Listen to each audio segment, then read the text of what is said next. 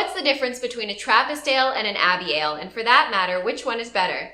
I'm Emily, and in today's video, we're going to go over everything you need to know about the difference between a Trappist and an Abbey ale. It's the 1640s at a monastery in La Trappe, France, and the local abbot feels that the monks in his order are becoming a little too liberal. He comes up with a new set of rules that are known as the strict observance, and thus the Trappist order of monks is created. One of the key tenets of the Trappist order is that the monks in the monastery should be self-sufficient, and so some of the monasteries take to brewing beer. Not all of the Trappist monasteries have breweries. Some find other ways of supporting themselves, but we're not going to talk about sober monasteries on my beer channel, no.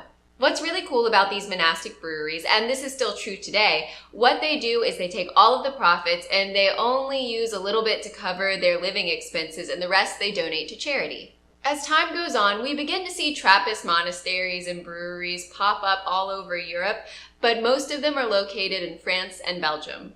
This beautiful brewing tradition continues to take root and grow, and so this beer has this wonderful history behind it, and everything goes swimmingly up until it doesn't, right around the 1790s when the French Revolution happened. The monasteries have to close the brewing operations because of the ensuing chaos, and then they have to stay closed during the following Napoleonic struggles after the French Revolution. The Trappist breweries aren't able to reopen until the 1830s to 1840s, which means it's likely that most of that old brewing tradition was lost during that time period.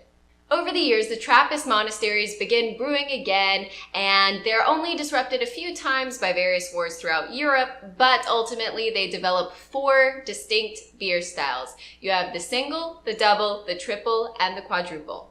In 1997, several Trappist abbeys get together because they notice there is something suspicious going on. Unaffiliated breweries have been brewing the same beer styles as the monks, but still calling it Trappist beer when they sell it. The order creates the International Trappist Association, or the ITA, and they create a cute little logo to put on all of their products to denote that it is authentic.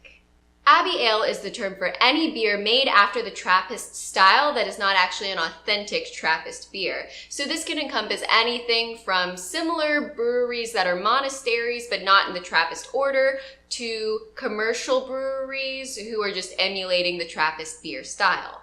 Does this make Trappist ales better than Abbey ales? No. Are Trappist ales better than Abbey ales? Usually.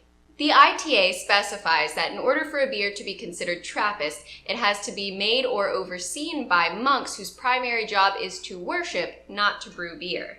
But with the dwindling vocation numbers, it's entirely possible that eventually Trappist beer will become extinct. And honestly, I can't really blame kids for not wanting to become a monk this day and age. I mean, children today have iPads. iPads! Although Abbey ales may become the standard in the future, for right now we have plenty of time to enjoy the 12 recognized Trappist breweries. So, which Trappist is your favorite? Or are you going to pull a wild card on me and tell me that you like an Abbey ale more than a Trappist beer? So tell me down in the comments. Also like, subscribe, share, let your mama know about this channel, let your dog know about this channel. I'm sure your dog has an iPad because you probably give your 5-year-old an iPad too. Let them all know, but not the 5-year-old because, 21 or older.